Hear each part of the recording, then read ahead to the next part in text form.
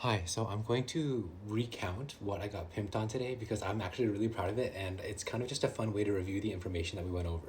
So while the anesthesiologist was prepping the patient, he started asking us, the other medical student, and me some questions. And he started off with, what size ET tube do you use for the average adult? And neither of us knew it. So then he said, ask Dr. Google. So we looked it up and we saw that it was 8 for men and 7 for women. He goes, good. And then he asked, what size blade do we use? And he's referring to the Mac or the Miller, but I didn't even realize that. So we looked it up, and the other med student said 3. And he goes, perfect, that's the Mac blade. What about the Miller blade? And we couldn't get that up because we didn't have internet. So then he goes, it's okay. What's the difference between a Mac and a Miller? And it's the blade that you use when you put it in their mouth and bring it down so that you can visualize the vocal cords. So then we told him this, the Mac is long, or the Mac is the shorter, wider one. And he goes, yes, and that only goes just past the tongue. And the Miller is the thinner, longer one, and it lifts up the epiglottis. Cool, we made it that far.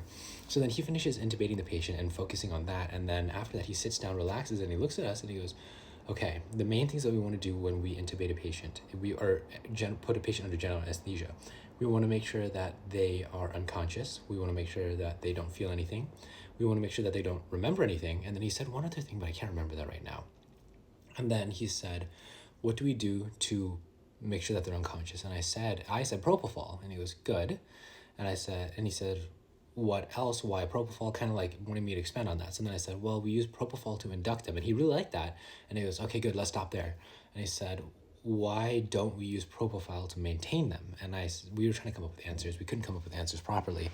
And he was kind of like, well, yes to all those answers, but not really. We just don't use propofol because it's expensive. I'm like, oh, okay, fine. And he goes, what are some other induction agents? And then the other med student said etomidate. And we were like, okay, awesome. Why do we use that?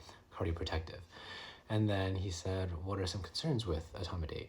And that would be that it decreases your cortisol, so your stress response is blunted. And he goes, yes. So we don't use that in the ICU because it's actually associated with an increased mortality in ICU patients because their body can't have a proper stress response. Very cool.